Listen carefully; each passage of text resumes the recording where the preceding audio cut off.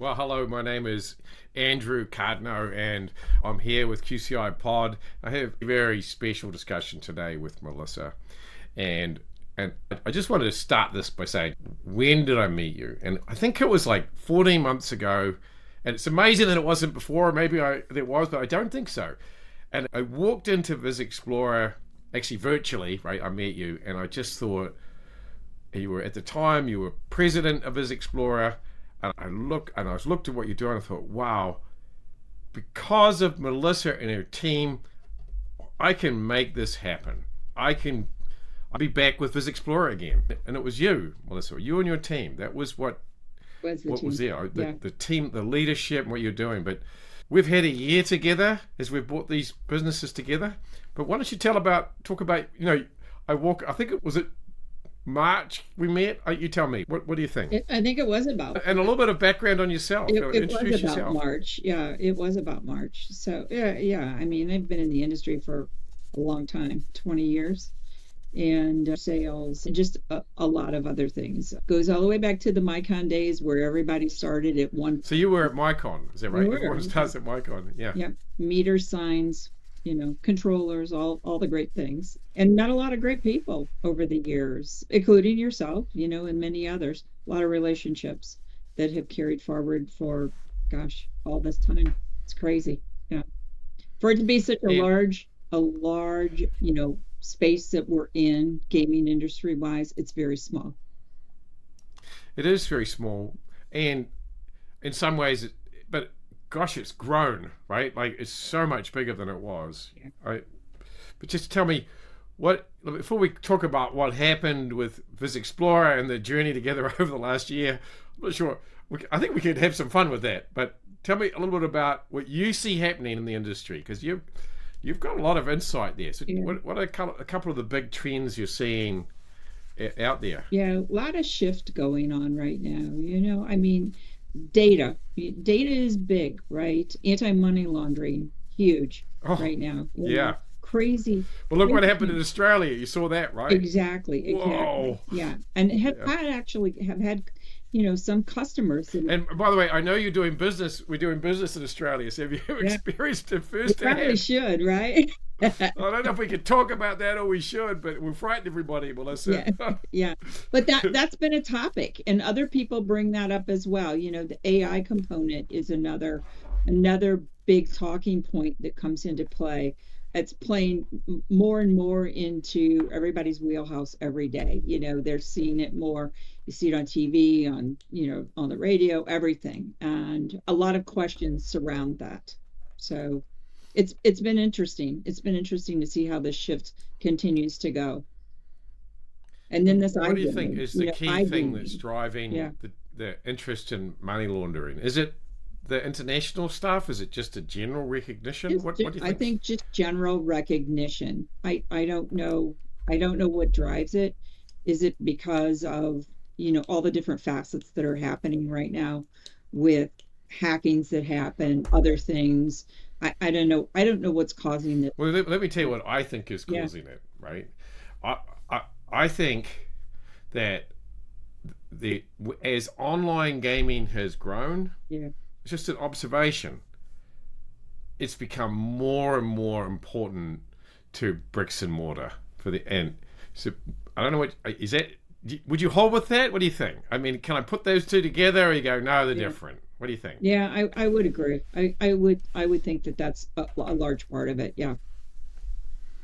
Why? What do Well, you? just because of the whole online situation, right? It was overseas for a long period of time, and now it's not. Now it's here. It's everywhere. Yeah, yeah, I think so. And in that environment, it's probably even more important, right, for different reasons. The other thing I think that's happened is there's been a lot of growth in the industry. I was just reading about Illinois up 25%. I'm like, I mean, that's stark raving crazy, right? Like that an industry so well established that as Illinois gaming could grow 25%. I just saw the highlight. I didn't read the detail. I just saw that. So maybe it's the growth Maybe, that we're seeing regionally. Yeah. maybe, yeah, maybe. it's hard to pinpoint, right? Gaming is much different than it was before COVID. Let's say that, right? Before the pandemic, it was Yeah, much yeah. different, and it's changed our business drastically since then. So I expect it to continue to evolve. Why do you think anything else behind this change to data? Yeah, Like we're seeing it, like we right, are seeing it. Yeah. yeah. It's like what do I say? Overnight success, 25 years in the making. Like I've been saying, data is important, and gosh, today like everybody's living on it. It feels like that anyway. Like, but are you seeing the same thing? Would you Absolutely. concur? And people are, customers, non-customers, just in general conversations, folks are asking for different types of data. It's not just like gaming floor data or, player development or marketing data. I mean, they're asking for eh, sometimes I don't want to say it's crazy things because it's not, but it's their business. And so they want to know right down to the little minutia, the different data. And that's very intriguing to me that people are really Yeah, yeah. thinking I, about I that. think there's. I like to look at it. I think I have the answer as to why the industry has grown. At least I've developed an opinion on it now, and I've taken a position. And my position on why we're seeing so much growth is because we're building these resorts, and they're getting better and better. And when you build a resort, it increases the catchment of the facility, which if you double the catchment area radius, you get 4 times the people. The rough rule of thumbs, right? It's a squared relationship. And I've seen time and time again as people, like when they build a hotel, you think, oh, what does a hotel do? It's more of a resort. When you build nicer restaurants, and all across the industry, I see the resort emerge, and the customer is coming and expecting a resort experience, and we're still looking at them as a gaming customer. There's this, the customer's gaming as well, so it's a fascinating shift where we have as an industry grown into a resort industry that has a much bigger catchment and wider appeal, and now everyone's asking for all the data. Mate, what do you think of my position? Do you hold with it? I What do you agree. think? I would agree because everything is becoming a resort. It's no longer just a casino. It's a resort. Yeah. Yeah. And I think up and down the stack, like places with 200 gaming machines Mhm. are getting some really beautiful add-ons and facilities and things. It's Mhm. just happening everywhere. It seems to be global. Actually, in Australia, all the clubs are resorts. It's amazing, like little micro resorts all over the place. You just about can't go out for Right. dinner without Mm. going to a gaming club in New South Wales. It seems there's just so many of them. That's really interesting. Yeah. Yeah. So, what other things? If you thought about what else you've seen in the industry today, you've seen data. You've seen what else you've seen that's different. Have you seen any other big things? Like you're out talking to people. I know every day. Yeah, I think that's a lot right there. It's just the bulk of the way I think, people casinos are looking at many different aspects of what they're doing with their gaming floors, what they're doing with their resorts. You walk in and you see so many different aspects on the floor now, and how they're catering to their players, to Yeah. their guests. It is such a shift of, it's no longer just a slot house where people are coming in and just, hammering games. As much as we like to see that, and operators, that's where their money's coming from. That's right. It is very different, yeah, to see how it's just the whole shift of the business. Yeah. Yeah, I think it's fascinating. I've thought a lot about the growth in the industry, like a lot. And I've actually got other things I think that are also driving it, but I'll stay away from that today. But this resort thing, clearly, in my view, a driver, right? Now, how much of it is driving, I don't know, but we're just seeing this industry continue to get bigger. Now, people say, oh, except Las Vegas, and I think I'll leave that out of the discussion. How's that? I don't know. Do we want to opine on what happened in Vegas? Or I don't want to go there, but Though right now we're seeing Las Vegas are saying they're seeing a drop in visitation. So Yeah, but look we at stay all the away from that. changes that they're making out there as well. They're making a lot of changes too, you know. So it's interesting to see the dynamic of Vegas. What sort of things do you think they're doing? Well, What do you see? just because a lot of old resorts going, old casinos going away, new casinos You're right. coming on, the look and the feel, it's changed a lot. Several years ago, casinos were having a lot of pool parties. They had, a younger set, which they still do. But, I think there's a lot of that change too. How do we get people back to the floor? How are we, you know, what kind of money are we bringing in the door? What do Right. we need to do to make some of these changes? Yeah. Yeah. Yeah. That's right. Yeah. Yeah. I'm going to stay away from Las Vegas Yeah. because there's a lot of people have an opinion on it. I also have an opinion on it, but we'll be here all day. And I kind of want to address the big thing. We met, I guess, in the waning years of your time at VizExplorer, and we didn't meet when I was at VizExplorer, right? So, No, we which we actually met after that a couple of times. We were like, ships passing in the night, right? We met at a couple of events. Yeah. we met at a couple of events, and we competed in a couple of bids, and you won. Like, Sometimes, yeah. sometimes, yeah. Well, that was okay. Sometimes, okay. You, very, very impressive. Yeah. So, when did you join VizExplorer? Late 2017. Yeah, the end of 2017. So we did overlap. I we was there until we 2019. did. Yeah, Right. you were. But I was just so out of the business at Yeah. that point. Wow. We had an on-site at the San Diego office. That was my first on-site, and that's when everything was going on. And I was like, "Oh my God, what's happening here? What did I do?" Yeah. Well, I will say, there's for those that don't know, I founded VizExplorer in 2008. It was the darling of the industry. In 2017, it was the absolute market leader, and because I didn't have it in my heart to walk away. It's very hard to walk away from your own business, Yeah. right? There's you feel a lot of commitment. Yeah. So, and it was amazing. We didn't make any money. Well, I didn't, but Yeah, but it was fun, right? oh, it was amazing. Yeah. And then what? What was it like? Like, I think we could talk about it, right? What Yeah. was it? Yeah. I mean, I Yeah, really because enjoyed it. I mean, I like systems anyway. And, working with naturally, a lot of people that I already knew that had been around. And company was a good company to work for. I thought, I felt like it was a good fit, and, we did the best we could. It was tough because of a lot of the changes that were going on. But, we worked through it, and, God willing, we we got software out there, and, was the workhorse. I mean, VizExplorer software was the workhorse of the industry for the longest time. Oh, for 15 years. Yeah, Yeah. I mean, And just, it just was to shed a really, little bit of light, yeah. the fundamental, because building these platforms is very expensive, right? It's very hard to build a data activation platform. Mhm. And so they did write that off.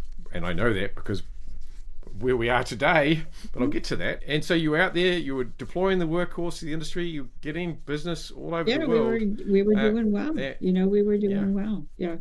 And again, it others had not come on the scene as of yet, including, QCI.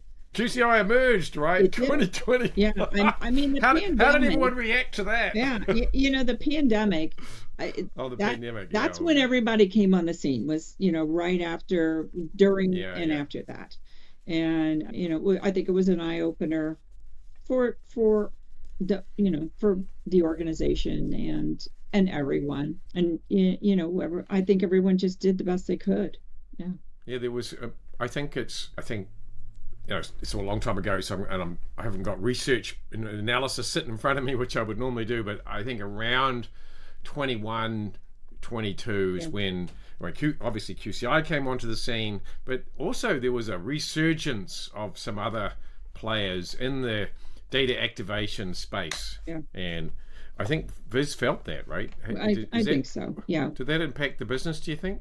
I do think it impacted the business, because there became more players on the field. We weren't Right. the lone wolf anymore. And so, there were other driving forces that came into play. And, it happens. It happens. But yeah, the pandemic took the wind out of a lot of people's sails, and It took the wind out of the industry. Yeah, it really did. Yeah. Yeah.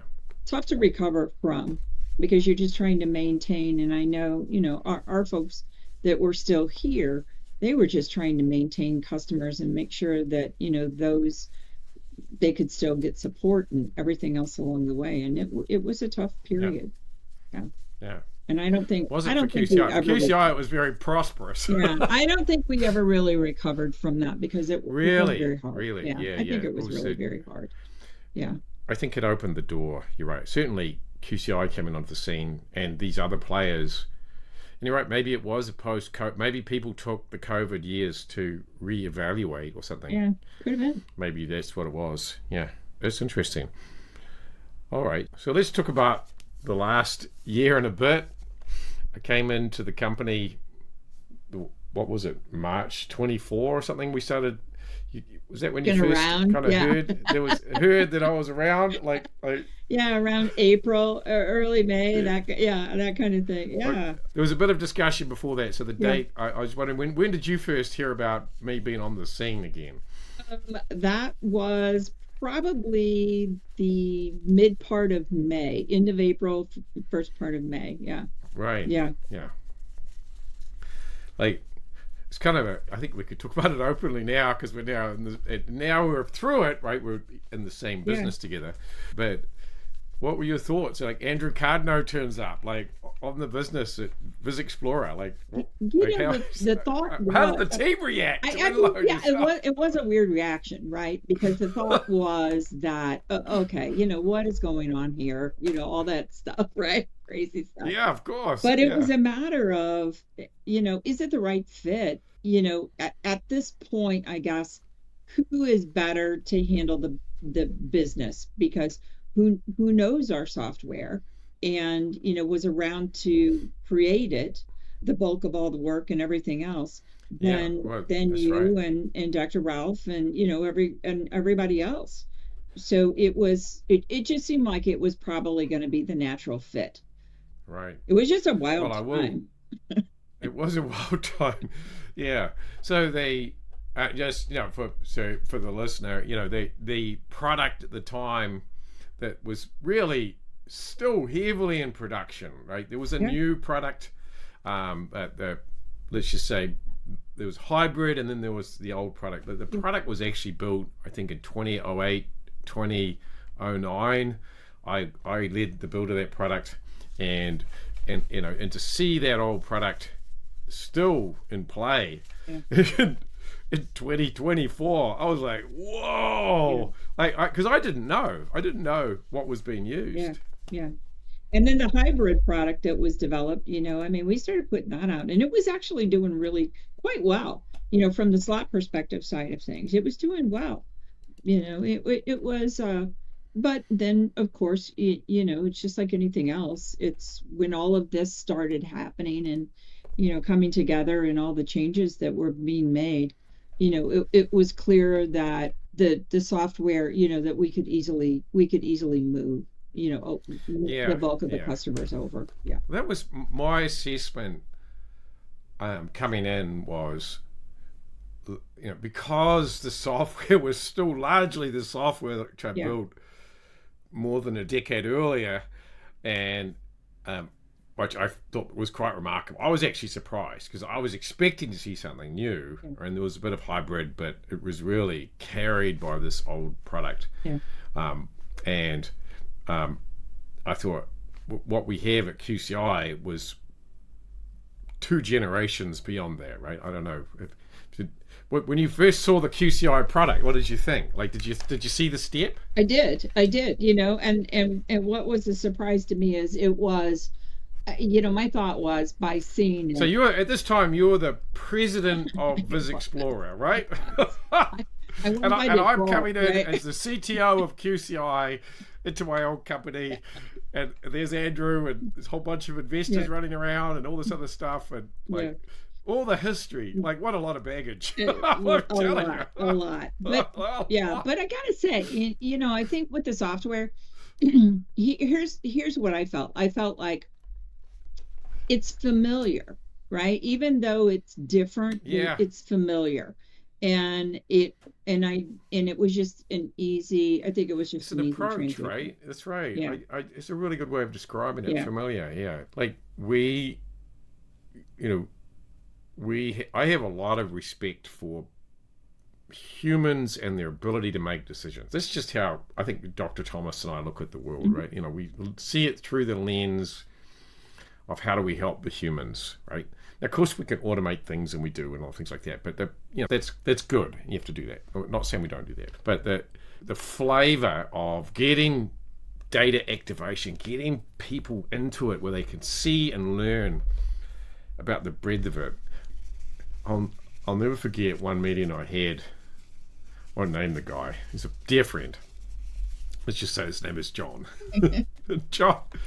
And John called me up and he said, "Gosh, there's a lot of data in this grid that you've got for me here, Andrew." And he was asking me about average theoretical per hour of play. He said, "Can we remove that one?" I'm like, "Oh, we can remove it. Of course we can. We are quick. Custom intelligence, middle name custom." And I said, and then we were talking, as I apt to do with my friend John. And he said, "Well, hang on, Andrew, what is it used for anyway?" And I said, "Well, it tells you about how much the rate the people are spending when they're there. Really important. Because if you look at two guests, they might spend the same amount in a day, but one of them's spending it faster. Mhm. That's a really important thing to know for a number of really good reasons." And he went, "Oh, actually, just leave it there." And he went away, and he was a real curious human. He still is a very curious human. Yeah. Made incredible use of that, right? And I've always felt that, that's reflected in what was VizExplorer and what is QCI, and I think Ralph feels the same. Is in getting the data in a form that's consumable by humans, it is what empowers great businesses, Yeah. right, to do Agreed. things. And that's our job. Yeah, right? I would agree. Maybe that was the familiarity. Hmm. Yeah. Yeah. So you Absolutely. saw the product, you meet with Andrew, and then and I'll tell you what I saw. I walked in the door and I saw a real leader, right? I was like, a great team, and I knew this software, right? Yeah. And let me just say, I take my hat off to you on the team. I said it then and I say it now. I'm like, I don't know how you keep these customers happy on this 15-year-old technology, but you were. Yeah. And you're doing a great job. And that's what made me realize that we could do this, that we could put this together. It wasn't the technology because I knew that there was problems here, and it wasn't the intellectual property because I was like, we didn't need it. And there was some opportunity with the customers, but I thought, unless we can get this product out there, it won't work. But the people, Yeah. God, what a great team. I wholeheartedly agree. I have to tell you, if it wasn't for the fact, I would have never stepped into the role. I would have walked away because I could have. I would have walked away. Yeah, you were very committed to making it work for them. But right? that's exactly right. I was committed, and I was committed to the team because I'll tell you what, this group, they will fall on the sword. They are amazing. They worked hard. We were honest right from the beginning with them to let them know what was going on and where we were and everything that was happening, and everybody stepped up, and however they could help, they did, and that made it all worthwhile. That was an amazing journey. Yeah, right there. that's what Yeah. got me on board. And they But still boy, are that way. I mean, even though, oh yeah, no, now that we're together, I yeah, feel it. Like what a great fit. yeah, Really proud of what mean, we've done together. they're So they're it's just amazing. a good Yeah. bunch, and even the few that we lost along the way, was sorry to see them go. But I mean, they pulled their boots on, and they stepped up and helped out, and people have to make a decision. Do you want to stay or do you need to move on? And we got them as far as they needed to go, and then they needed to make that decision. It was Yeah. up to them. Yeah. Well, and they have the time, of course, to do it. So I can't. Where's the date that it actually happened when I took effective management control? Was it June or July? I think it was 28? July. Yeah, it was July. July 28 Yeah. is the day I'm remembering. It was Yeah. maybe I'm wrong. I Because I remember the spent a Friday. lot of time prior to you, I spent a lot of time with Simon. Oh my gosh, Simon was like my right hand for the longest time. Simon Burgess, who is our chief administration Yeah. officer, is that right? Yeah. And Joel Rovick. And Joel Yeah. and Joel Rovics. Yeah. Yeah. So I remember that day they called up and they said, well, the bank was like, I don't want to go too deep into it, but the bank was like, it's over unless you take over. And I was like, okay, hold on. So how bad is the situation? Because I really didn't understand how bad it was. And how bad was it, Melissa? Like how close did it was over, right? It was worse than it was just not good. Yeah. It was not good. So we walk in the door and and we've been doing due diligence and thinking about putting this together for a while, and walk in the door on the Monday morning, and it wasn't fun, but we righted the ship really in almost a week. We had to just turn it around. It was terribly difficult actions that need to be taken, some really hard decisions straight away, and then after that it kind of stabilized a bit, but I tell you what I saw every month, and I'm talking about for 8 months, something new that I had no idea about would turn up, and I'll be like, that's good. Okay. Well, I mean, not good, but we had to sort of start anticipating that there would be some other quite dramatic discovery in the business. Yeah. And what was that like as we kept going through this, like things you didn't know about, I think, right? We would find out together. We're like, wow, look at that. Yeah. And there, I mean, there was a lot. I was never in that. There was a lot. There's no kidding. There was a lot. Yeah. I was never in that position, right? I mean, I was an account manager, I mean, well, you were a president when I met you. But prior to that, I mean, I kept my head down and I did my job. I was doing sales. And then, again, luck of the draw, I fell into that. Last one standing. Last one standing. And you know what? And actually, it was not bad. I mean, it was, but it wasn't. Working with all the people and from all sides. I mean, everybody was really supportive. They tried to be as supportive as they could. I think they wanted everything to work as well. So it was... Everybody was trying really hard to make it work. I think that's true. Yeah. It was a really big effort all around the board. Agreed. Yeah. But the discoveries, I don't want to go into all of them, but I will say some of the things, like I didn't anticipate this massive tech cost in this sort of finished product that was online and didn't really work very well. We basically realized we had to immediately convert everyone to QCI product. I think that was the first big surprise. Like, I thought there was a period of time when we could kind of run them in parallel, and was like, there was just and when I say immediately, I mean we had to move. We right? did. So how did that feel when you realize, oh my goodness, we actually can't sustain this product? Yeah. There was a lot there, right? Because it was a working product, but it was a product that was in progress. So it was never finished, 100%. And the little bit that was still there was a lot that needed to be done. And it was the same, we just started working immediately and started moving people over, And the customers, how did the customers react when they saw the QCI product? Because we were nervous about it, but you were there leading it. I was nervous about it too, right? Well, I was really nervous about it. I thought, oh goodness, we can't support this old thing. We have to move right now before we've settled with the bank, before we've finalized anything, we have to move right now on the product, or it's going to fall. The wheels are going to fall off the wagon. I have what was to the say reaction the first, from the customers? the first few, you dip your toe in, right? So the first few, you didn't know, so you kind of pick and choose wisely on that, and do some strategic planning. But everybody embraced it. At first, there was a little bit of question. We addressed some of those things, but it wasn't a lot of public knowledge about what was going on, and so we addressed it the way we should, very professionally, and let people know.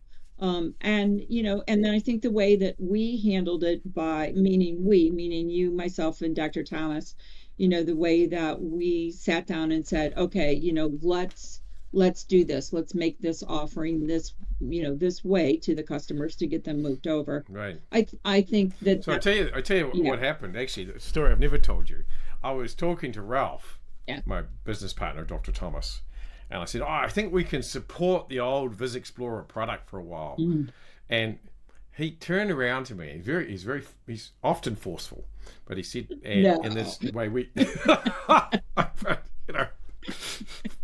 I might be as well. Let's just say I'm opinionated. Like we figure it out. But he said, Andrew, you're wrong. I was like, oh, okay. He said, this is never going to work. You have to convert them. I was like, really? And I went away and I thought about it. I was like, and then I looked at the numbers and the cost of supporting this platform. I was like, there's just no way. Like, we had to convert everyone. That was the first big shock. So we actually had to set up VizExplorer as a distributor of QCI product, so we could convert the customers to a product that we could support. And then and that was, there was a number, there's lots of other little kind of earthquakes happening, but that was the first big one, right? The first big one was the discovery that we just had no option but to immediately move. I think that was going to happen. I'm going to be careful about how I say this. It was going to happen. That's a big deal, right? You got to tell everyone else, right? And so all of it, that was the second moment. I was like, that was traumatic. Like, I couldn't believe it. Like, correctly. I don't know don't know exactly what happened, but I know. It was another one of those little things that when we peeled it back, there was another. We peeled it back. We found well, not little. Like, it blew up. Like, I remember that moment. I went home and I was like, oh my goodness, what am I going to do? So there we have game-changing technologies, which was the distributor of VizExplorer. In the past. Which was my company. And I was like, I guess it could be the distributor again. So next thing we had to do was make VizExplorer, and we had to go to the customers and explain to them we're moving to game-changing technologies, distributing VizExplorer product again, after you had just spent the last year undoing that. How did that go? It actually went okay. I mean, honestly. It went okay. I mean, we'd been through so much. I don't know how you did it. I just don't know how you did it. I remember looking at it and thought, we got nowhere else to go here. And I'd have to spend a fortune on getting all these. And then I realized that if that's one license, like, what a trauma. So it was. I think we had to employ extra licensing people, and they worked like.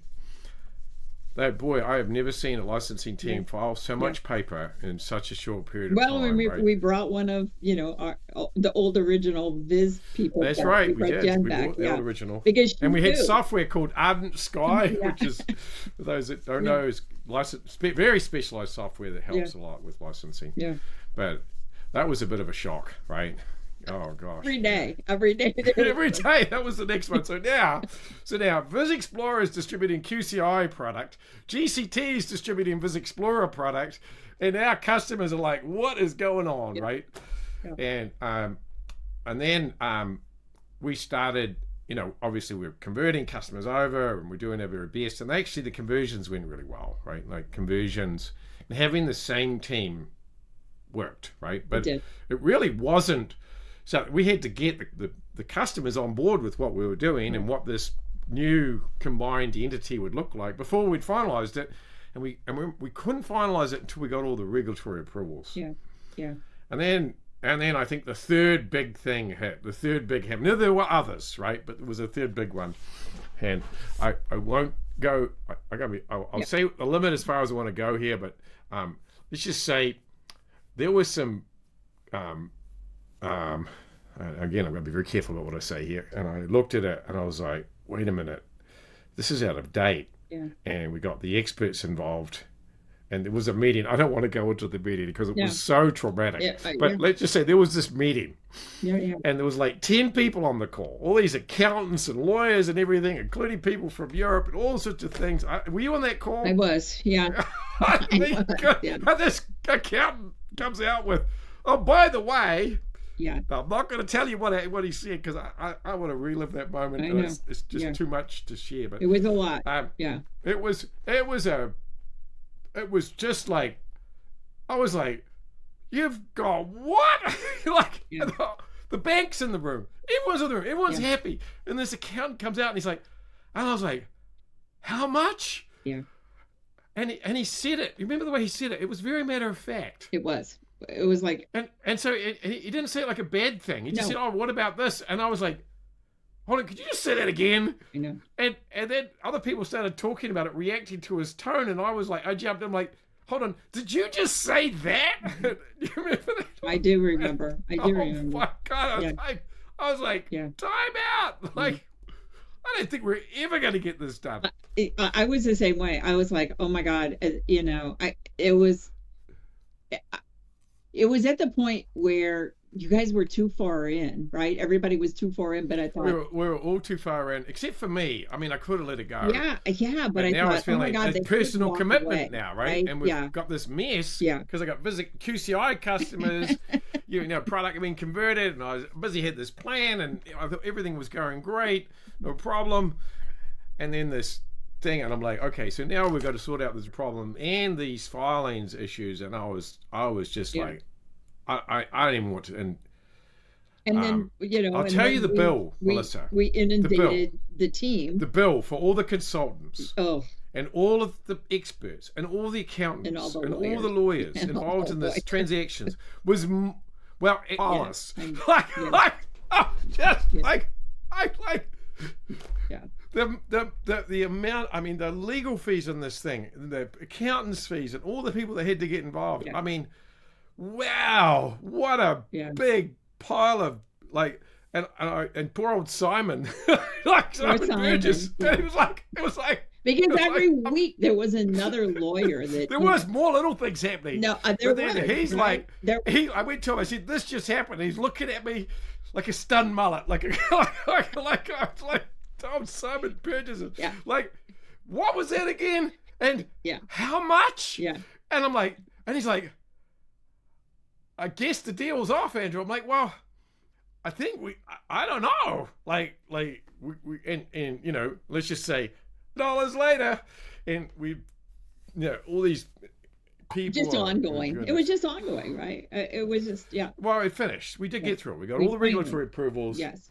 After spending an absolute fortune. And when I think about it, because there was some other, we pulled on some employees. And the licensing team, I mean. The licensing, was probably the best part of $1 million. I know Karen, Karen Cardno. My wife, Karen. Karen hasn't slept for a year, so Karen, for those that don't know, Karen Cardno is my wife, and I know what she was doing. She had to get a special laptop. And I never told you this. She melted it. And overheated. And I was like, how did she melt this? And I realized that she'd been using it so long each day. Laptops are not designed to be used that much. No. Right? And with that much stuff going on, and she melted it. And all the time. I did an emergency battery replacement. And I think she got another motherboard at one point. Of course, and then we overloaded everybody, right? Because now we brought in all these contracts, and the team that was in place. So we were thinking there'd be a slow transition. Oh my word. Everyone just flooded into this new product. We got all our licenses. Oh yeah. And the manpower, we just to this day we deployed over. Let's just say in the end, organizations with over 100 casinos right? Massive transition, massive amount of work. The QCI team and the VizExplorer team, like, just piled through. And by the way, that, I don't know if I showed you the numbers, but that cost me a small fortune because it pushed back all the QCI projects. So it wasn't, I know this, it's a crazy number, but it wasn't until July of this year that everything kind of stabilized. And the problem was, you and I and everyone else were so busy, like, every day just dealing with the chaos that was being just generated all over the place, right up until the last moment. Like, it was stuff just going on everywhere. And we just, I think I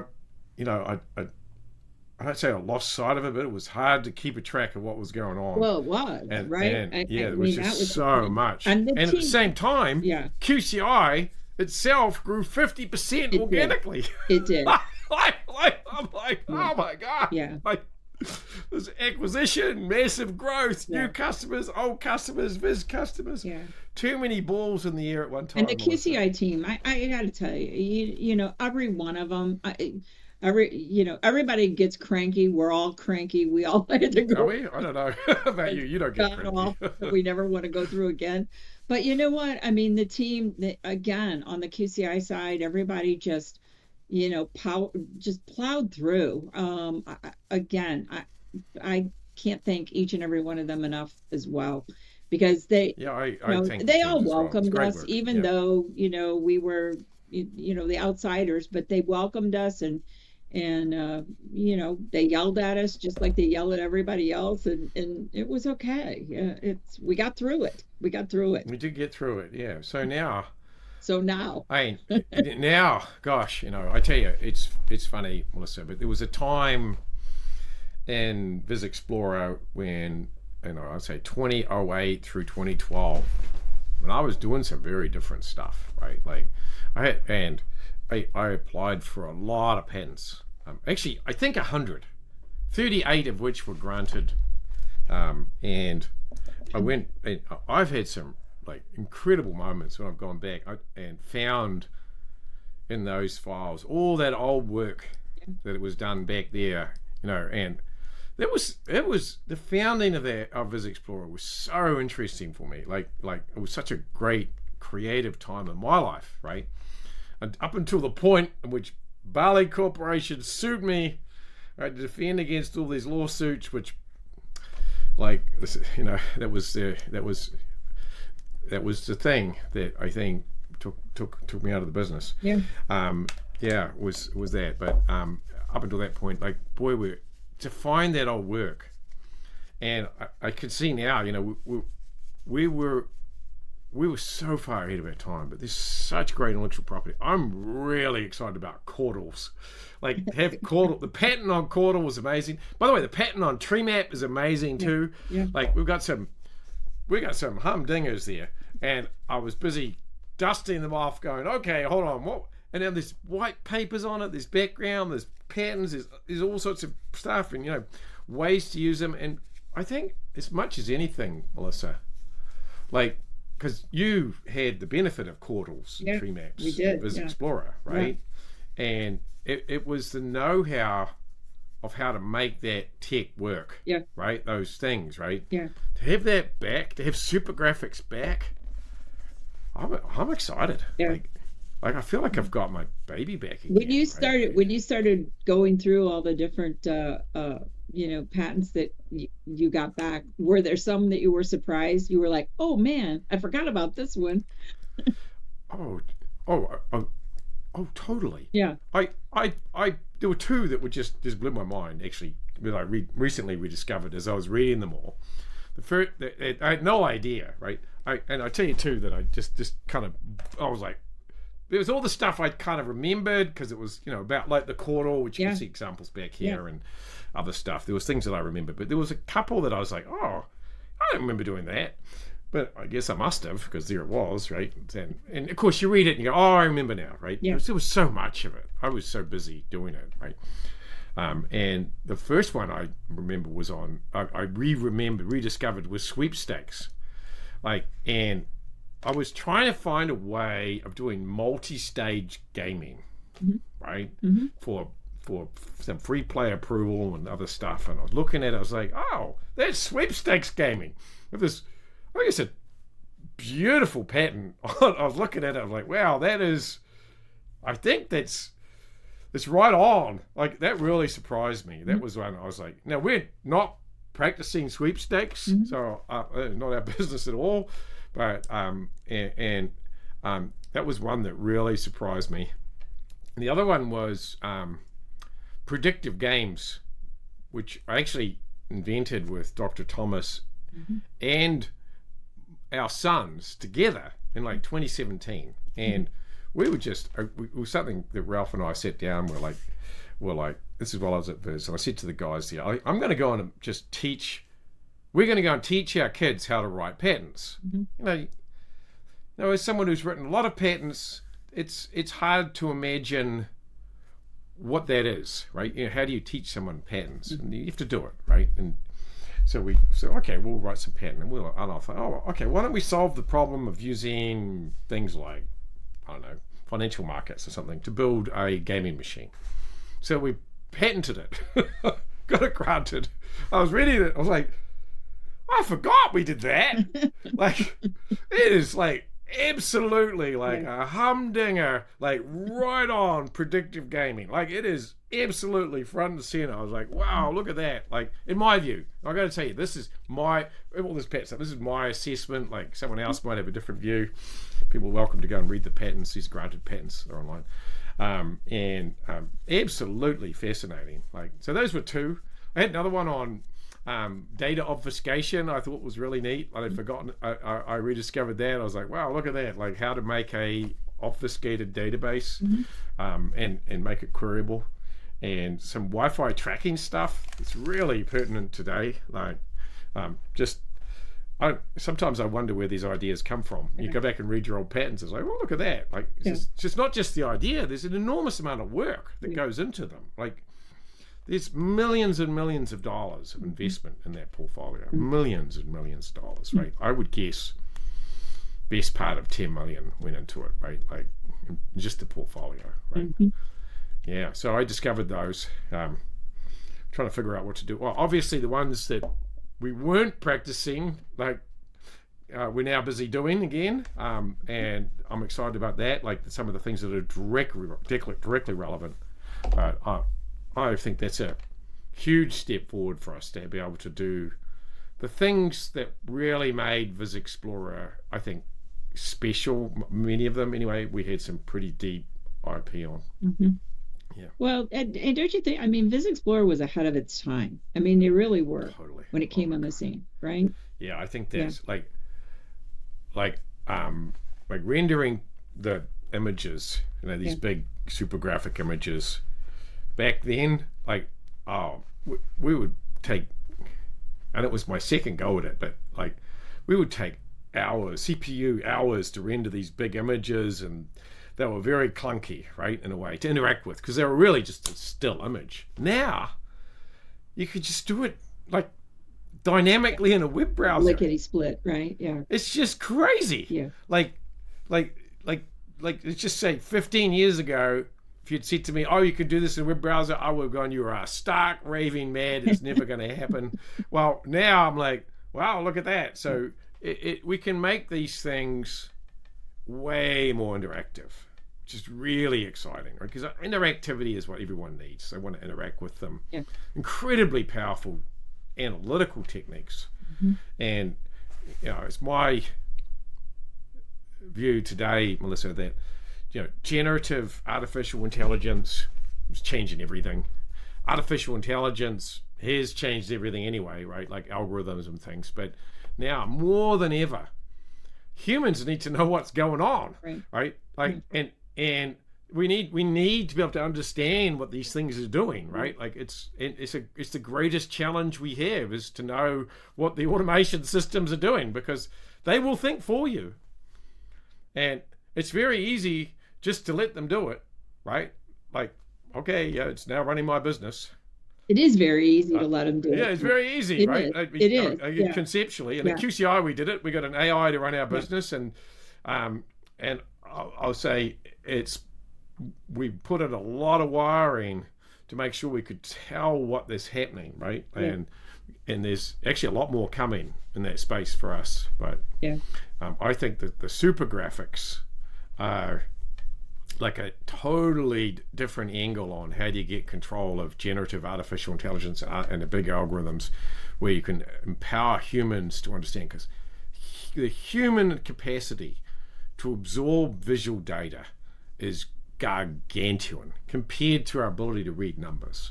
So when you bring to bear these incredibly deep visual techniques, it really opens up a fascinating path forward, right? Yeah. I would agree. I would agree.